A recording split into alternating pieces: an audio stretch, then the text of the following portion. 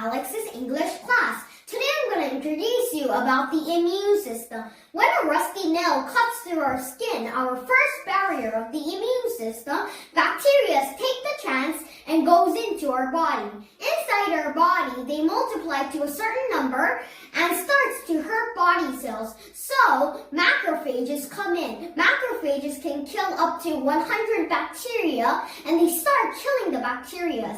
But if that is not enough, they call neutrophils with messenger proteins telling the location and urgency. Neutrophils fight so ferociously that they even kill healthy body cells. They even make barriers that make bacteria come in and makes it die that very moment. But if that is not enough, they call the brain of the immune system, the dendritic cells. They rip parts of the samples of the bacteria and then put it on its outer layer and head to the lymph node. At the lymph node, the dendritic cells start to find a match between the helper T cells or killer T cells.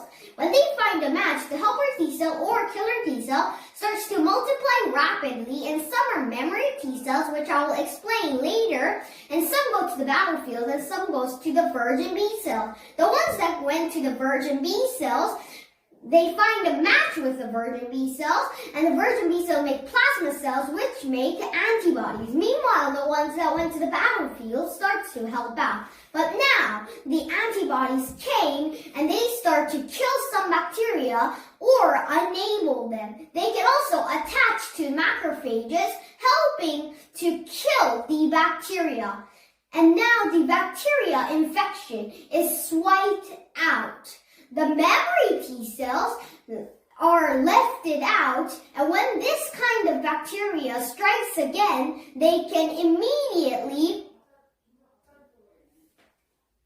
swipe it out.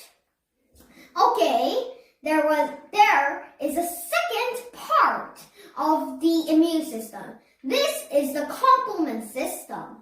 It all starts with C3 turning from passive to active from antibodies or other proteins. The C3 divides into C3a and C3b. C3b has to attach to a bacteria in a quarter of a second before it's neutralized by water molecules. If it succeeds in anchoring to a bacteria, it binds with B becoming C3bb and D knocks off BA becoming C3bbb and C3bbb attached to P and becomes C3bbbp,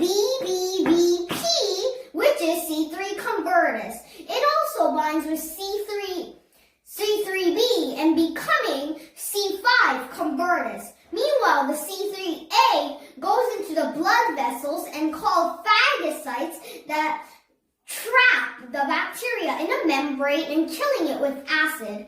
At the battlefield, the phagocytes have to grab the bacteria, but bacteria are slippery. So, with the C3b receptor of the phagocytes, they can grab the C3b on the bacteria, helping it to killing it.